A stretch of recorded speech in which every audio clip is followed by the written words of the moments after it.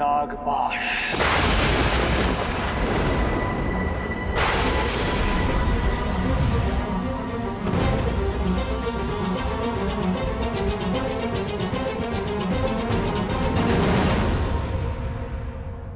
प्रभु,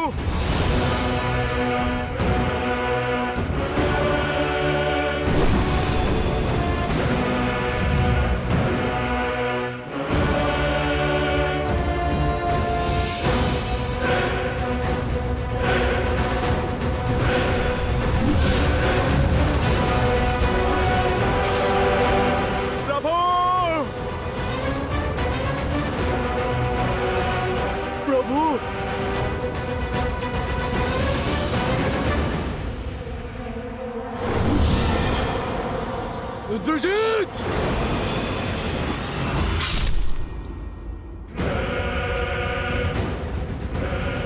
बूढ़ा भालू। प्रभु,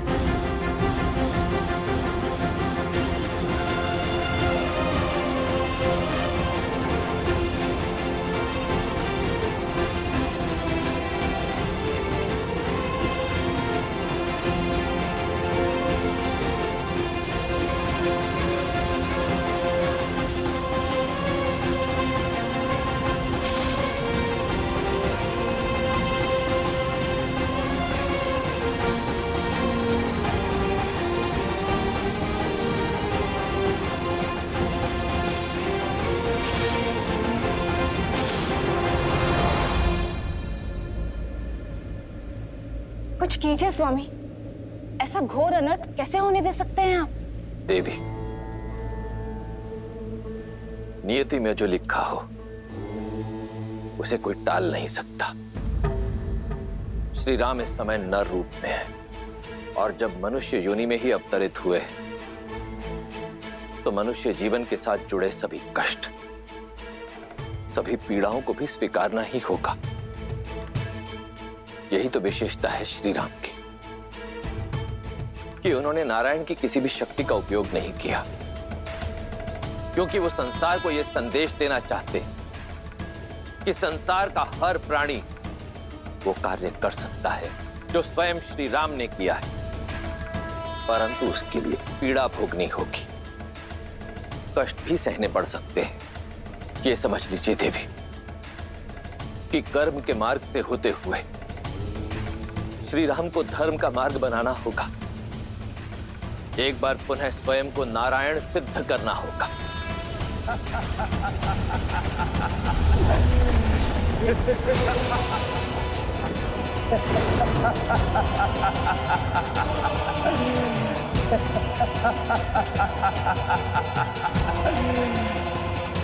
नो! मार दिया मैंने राम और लक्ष्मण को, पूर्ण कर लिया मैंने अपना प्रतिशोध। वानरों, तुम सबको एक अवसर देता हूं, जितने भी बचे हो भाग जाओ, अन्यथा मेरे सैनिक तुम सबको जीवित नहीं छोड़ेंगे।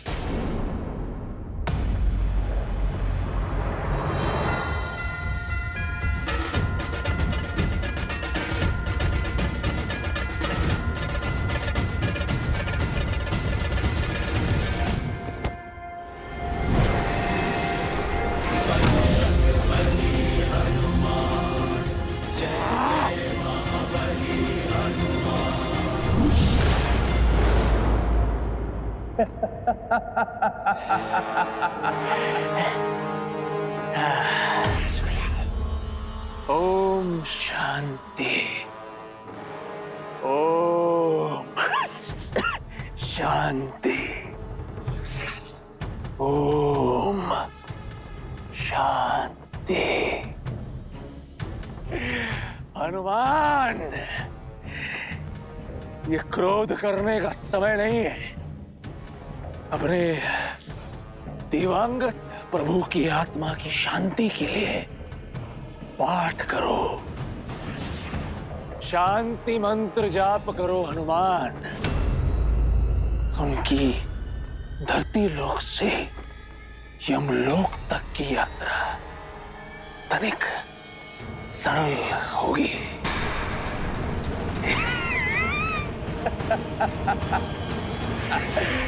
मर गया राम।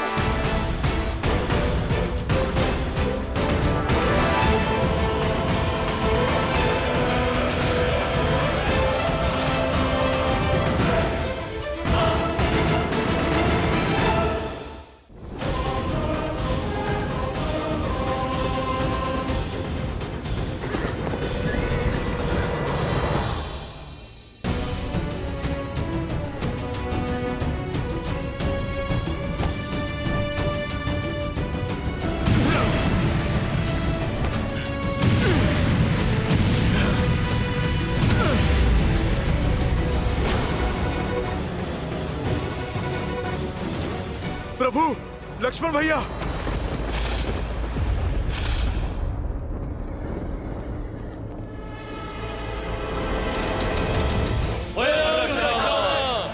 जय लंकेश, जय लंकेश, जय लंकेश। लंका के सैनिकों का विजयनाद, अर्थात सूचना मिली है राम और लक्ष्मण दोनों वनवासी हमारे युवराज के हाथों मारे गए।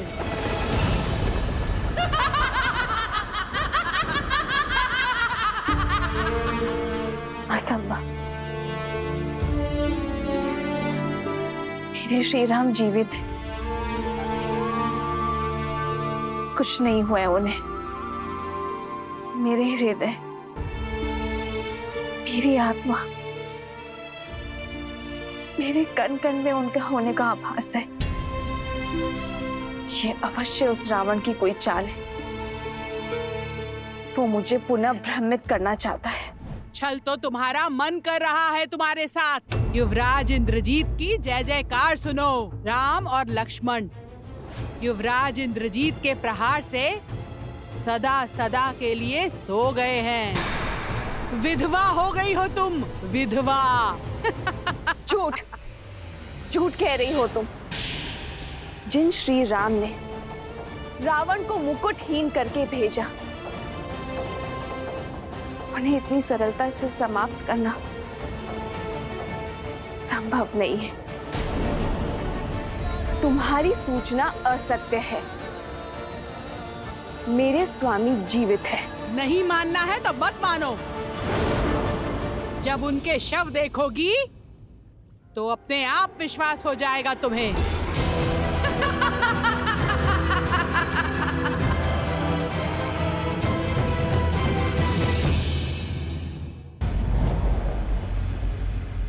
युवराज इंद्रजीत के नागपाश ने दोनों भाइयों को शव में परिवर्तित किया है महाराज। अद्भुत। मेरे इंद्रजीत ने एक बार फिर गौरव से मेरा शीश ऊंचा कर दिया। सुना तुम सबने? मेरे इंद्रजीत ने राम और लक्ष्मण का वध कर दिया। अपने पिता का और लंका का प्रतिशोध लिया है। शार्दुल, इंद्रजीत के स्वागत का भव्य प्रबंध करो। जी महाराज।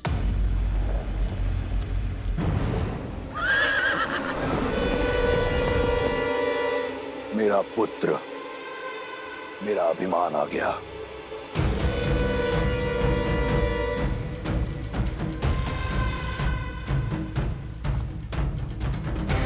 युवराज इंद्रजीत की, युवराज इंद्रजीत की, युवराज इंद्रजीत की, युवराज इंद्रजीत की, युवराज इंद्रजीत की, युवराज इंद्रजीत की, युवराज इंद्रजीत की, युवराज इंद्रजीत की, युवराज इंद्रजीत की, युवराज इंद्रजीत की, युवराज इंद्रजीत की, युवराज इंद्रजीत की, युवराज इंद्रजीत की। पिताश्री, मैंने अब अब अपना वचन पूर्ण किया। आपके इस पुत्र ने आपका प्रतिशोध ले लिया पिताश्री। आपको बहुत बहुत बधाई।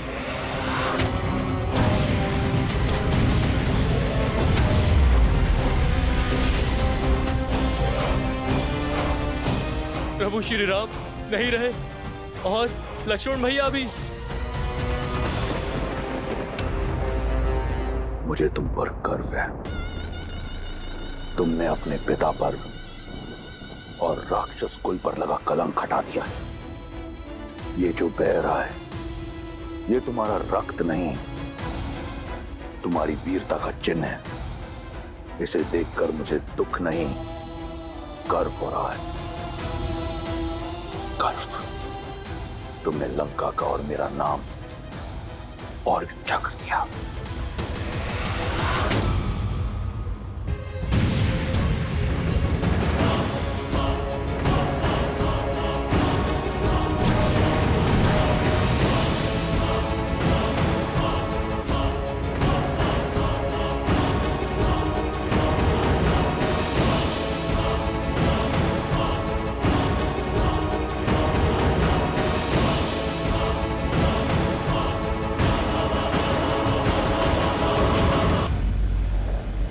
प्रभु लक्ष्मण भैया, आपके हनुमान के होते हुए आपको कुछ नहीं हो सकता। कुछ नहीं हो सकता प्रभु, आपको कुछ नहीं हो सकता।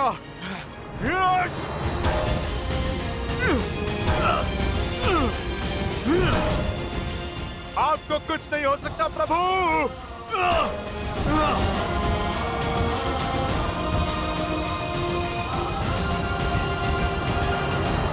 आज का ये दिन, जिस दिन मेरे पुत्र ने, मेरे इंद्रजीत ने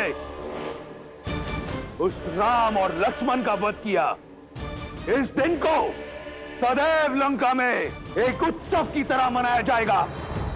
मेघनाद पुत्र।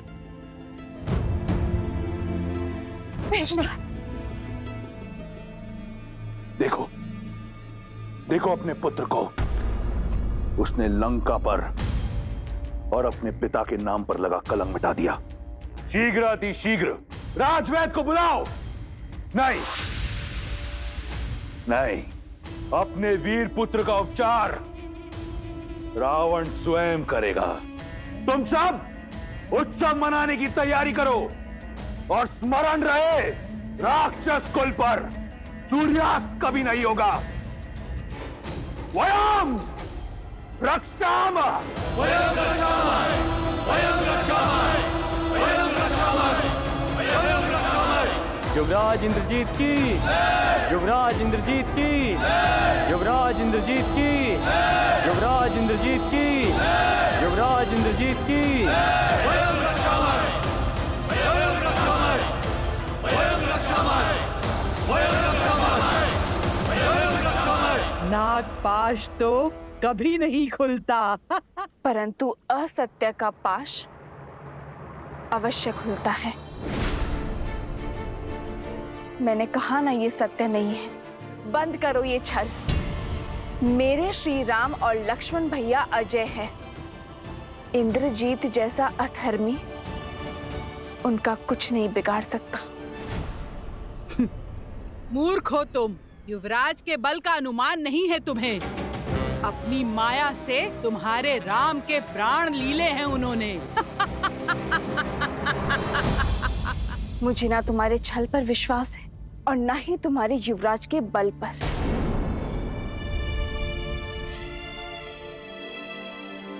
मुझे विश्वास है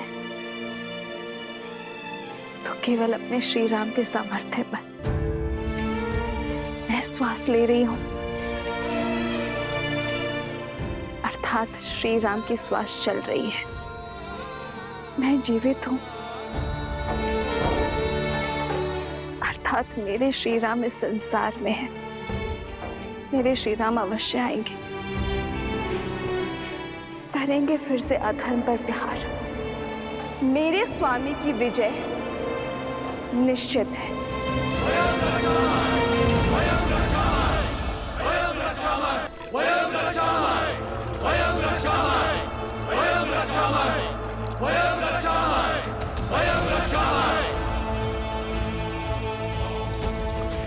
ये विजय का नाद है।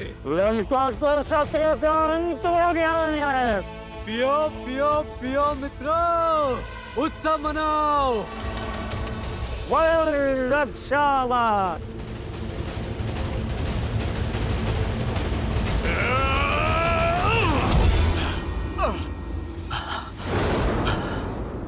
असंभव। कोई नागपाश इतना शक्तिशाली कैसे हो सकता है?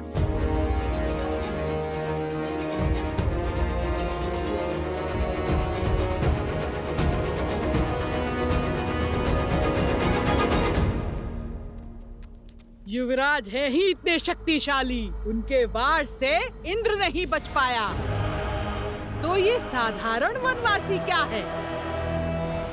वो वनवासी अब कभी नहीं लौटेंगे। लौटेंगे, मेरे श्री राम अवश्य लौटेंगे।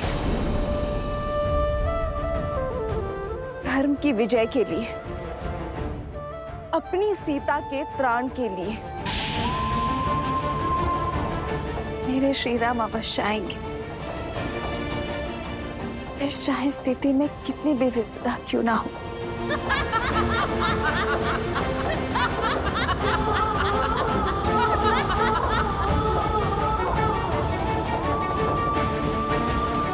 हे गौरी माँ,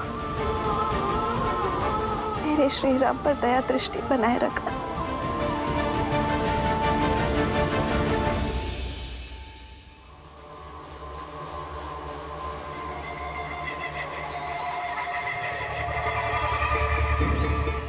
मेरे पुत्र ने राम और लक्ष्मण का वध कर दिया, रघुकुल का मान, अयोध्या का सम्मान छीन लिया, राक्षस कुल के काल को टाल दिया। अब वही अयोध्या मैं अपने पुत्र को पुरस्कार में दूंगा। लंकेश की जय हो। क्या आज्ञा है प्रभु?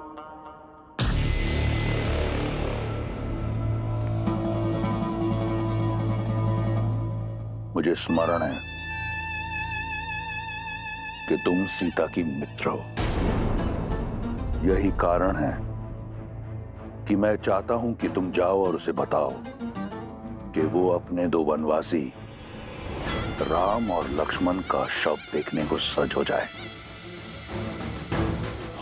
उसे पुष्पक में लेकर जाओ और सत्य से परिचित कराओ और समझाओ कि अब रावण के अतिरिक्त कोई मार्ग उसके समक्ष रह नहीं गया।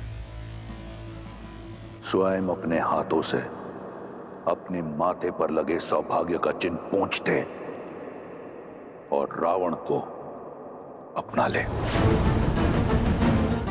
जाओ।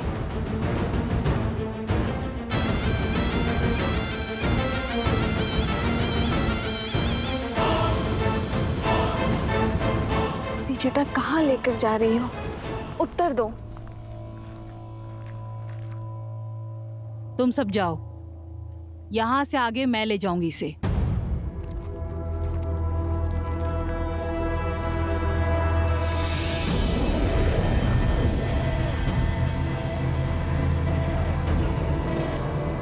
सोच क्या रही हो? आओ, महाराज का आदेश है। कृष्णा, क्या मैंने जो सुना वो सत्य?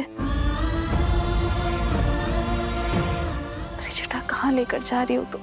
निश्चिंत रहो सीता, महाराज का आदेश पूरा करना मेरा कर्तव्य है, किंतु मैं तुम्हारे ही साथ हूं। आओ सीता, आओ।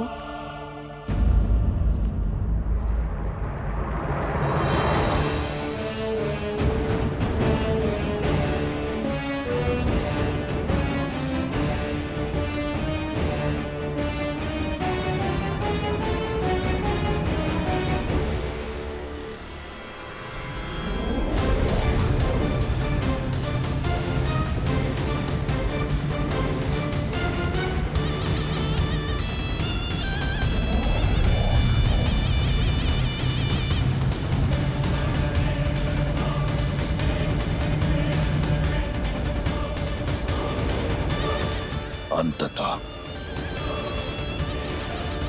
मेरी जीत का पुरस्कार सुरक्षित हुआ। सीता के पास अब कोई कारण शेष नहीं मुझसे विवाह ना करने का। सीता को मेरी होने से अब कोई रोक नहीं सकता।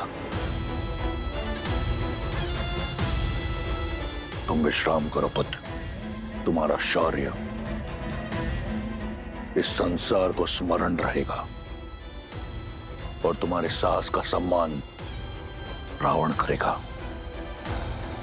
यहां सीता मेरी होगी और वहां अयोध्या का राज्य तुम्हारा।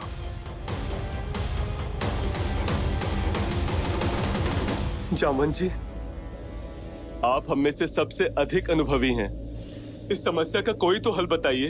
ये कोई साधारण नागपाश नहीं है। इसका समाधान मैं भी नहीं जानता।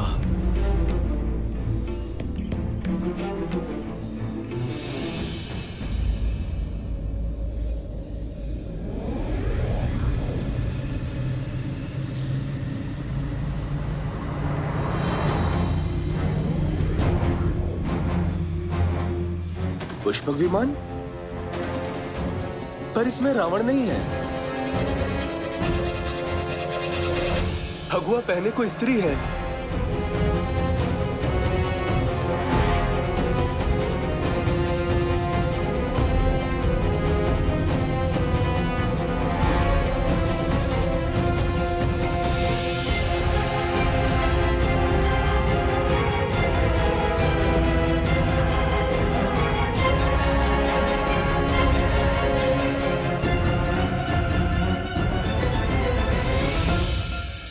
माता भी आ गई। मुझे कुछ भी करके ये पाश तोड़ना होगा, नहीं तो मेरी माता अपने आप को कभी भी क्षमा नहीं कर पाएंगी। सबका चिंतित मुख मुझे भय में डाल रहा है त्रिजटा। बात ही कुछ ऐसी है सीता। इस बार राक्षसियों ने तुम्हें चिढ़ाने के लिए असत्य नहीं बोला था। राम और लक्ष्मण निर्जीव पड़े हैं विषैली नागों के पास में। नहीं, ऐसा नहीं हो सकता। मेरे श्री राम और लक्ष्मण भैया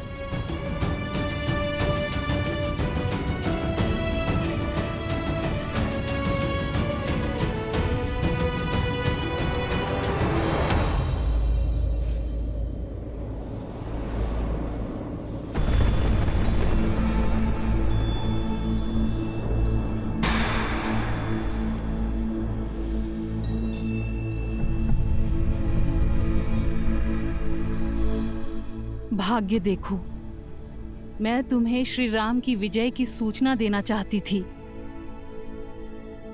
आज उन्हीं के शव दिखा रही हूं। इनके प्राण नागपाश ने नहीं, मेरे लिए त्रिजटा। मेरे कारण इन्होंने अपने प्राण नछावर कर दिए। कैसे रह पाऊंगी मैं अब श्री राम के बिना। आज श्री राम का नहीं, सीता के जीवन का अंत हुआ है। नागपाश नहीं, दुष्ट रावण का पाश मेरा दोषी है।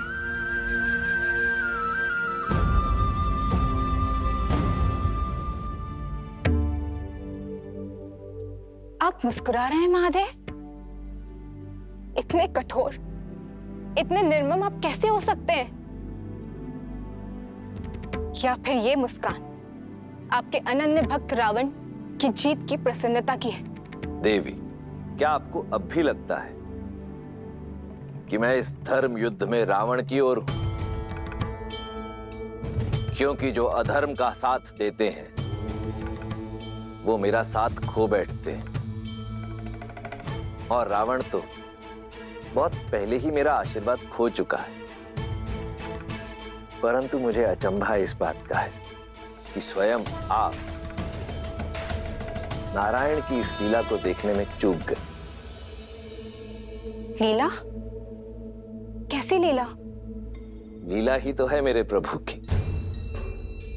श्री राम की सफलता में ही नहीं, उनकी विफलता में भी एक उद्देश्य छिपा है।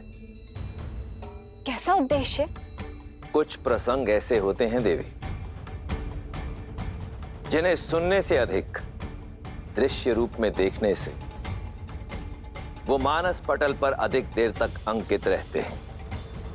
कोई है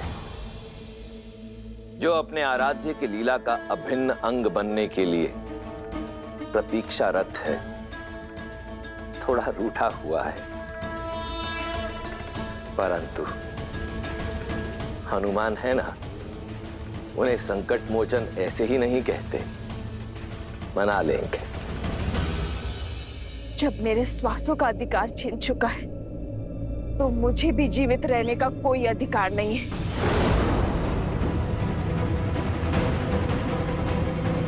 पुत्री, ऐसा मत करो। अभी तुम्हारे राम पूर्णतः निर्जीव नहीं हुए हैं, केवल मूर्छित हुए हैं, एक शक्तिशाली नागपाश में बंधे हुए हैं।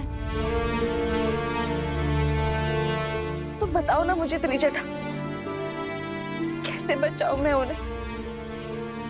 कोई मंत्र, कोई युक्ति, कोई मार्ग, कुछ तो बताओ। ये नागपाश का बंधन है। अभी तुम्हारे राम जीवित हैं। ढलता हुआ हर क्षण इन्हें मृत्यु की ओर अवश्य लेके जा रहा है। भोर होने तक का समय शेष है। धरती पर पड़ी सूर्य की पहली किरण इनकी अंतिम सांस हर लेगी।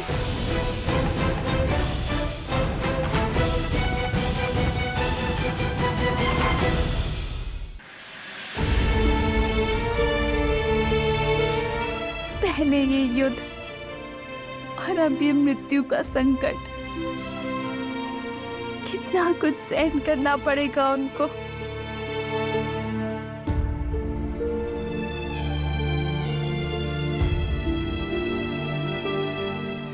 समय अभी बीता नहीं है सीता। सूर्य उदय से पहले हमें इस कष्ट का निवारण खोजना होगा।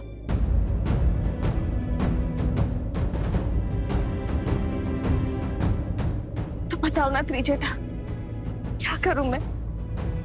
इसे पुकारूं जो इनकी सहायता कर सकता है। बताओ मुझे।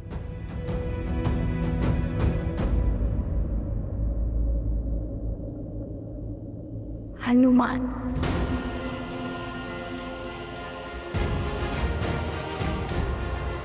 हनुमान। माता,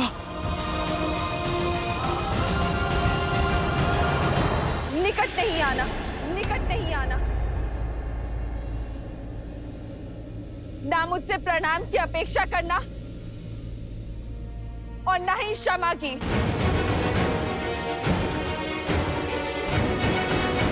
तुम्हारे आश्वासन के कारण अशोक वाटिका में निश्चित बैठी थी मैं। तुम्हारे प्रताप के कारण श्री राम और लक्ष्मण भैया की सुरक्षा को लेकर निश्चित थी मैं। तुमने मेरा विश्वास तोड़ा है हनुमान।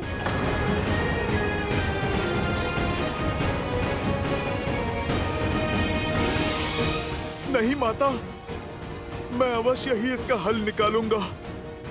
यदि मेरा विश्वास पुनः प्राप्त करना चाहते हैं तो सूर्य उदय से पहले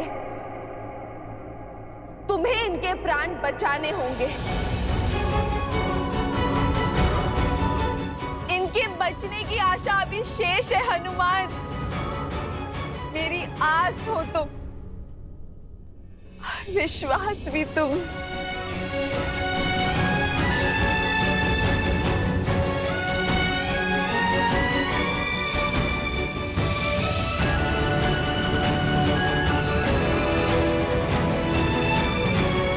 यदि सूर्योदय होने तक मेरे कानों में श्री राम की जय जयकार ना गूंजी तो 2 नहीं चिताएं सच कर लेना हनुमान, क्योंकि अपने स्वामी और लक्ष्मण भैया के बिना ये सीता जी कर क्या करेगी हनुमान? इस देह रूपी माला में सांसों के मोती कैसे पिरोएगी?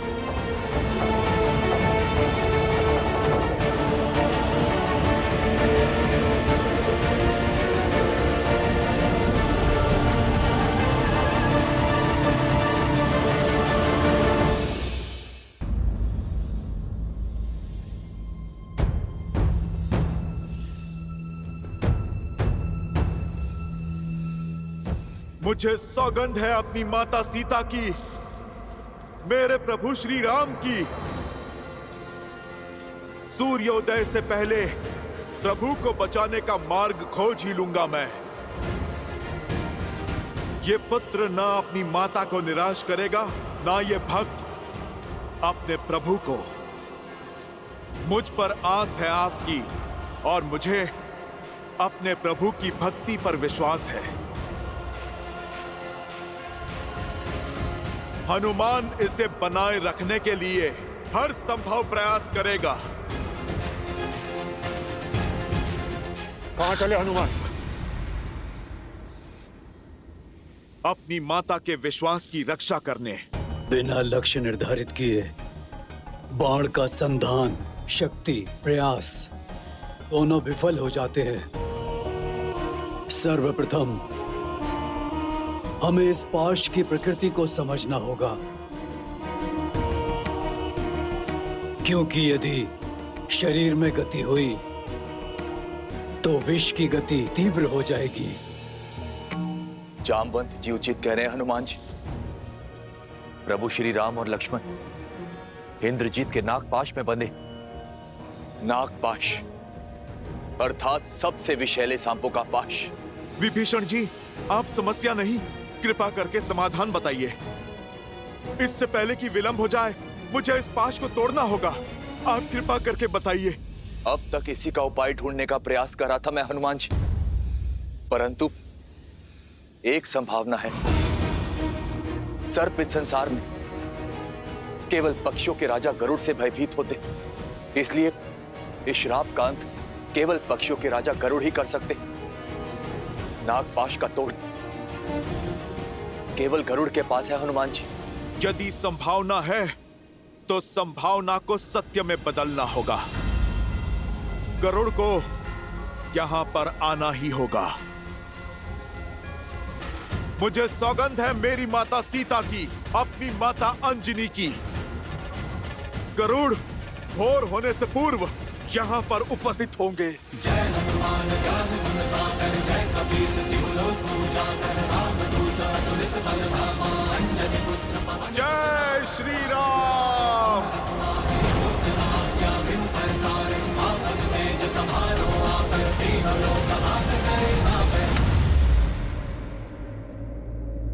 पक्षीराज, पक्षीराज,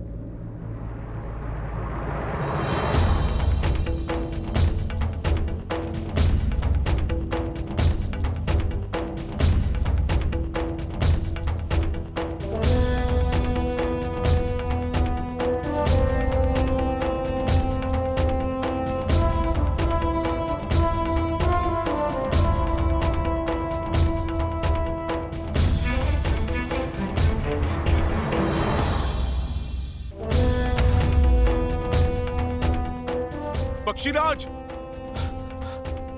पक्षीराज,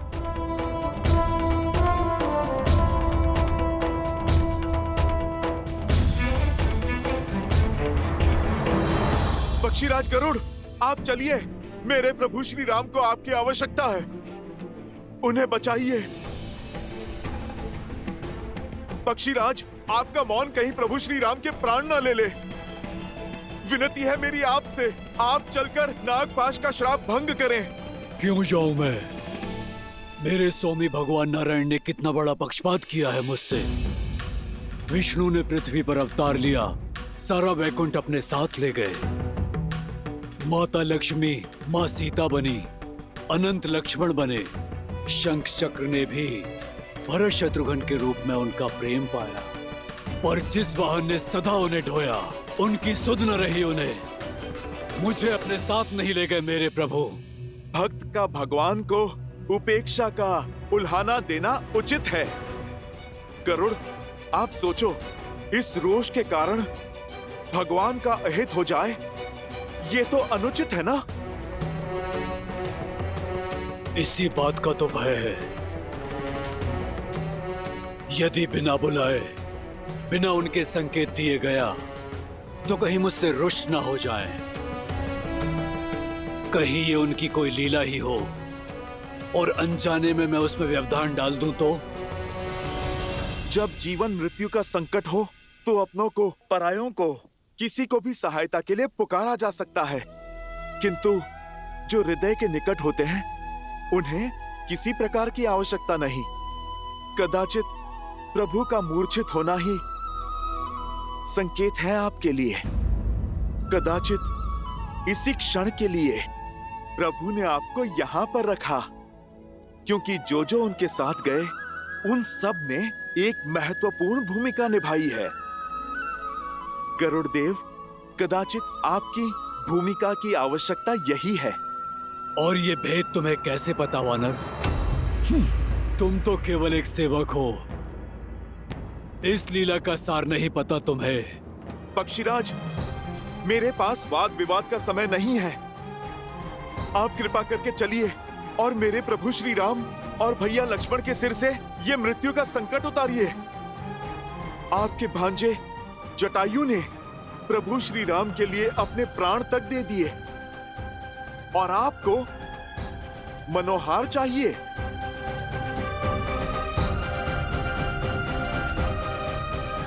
गरुड़ देव, आप मेरी ओर देखिए। आपको चलना होगा, आप चाहो या ना चाहो।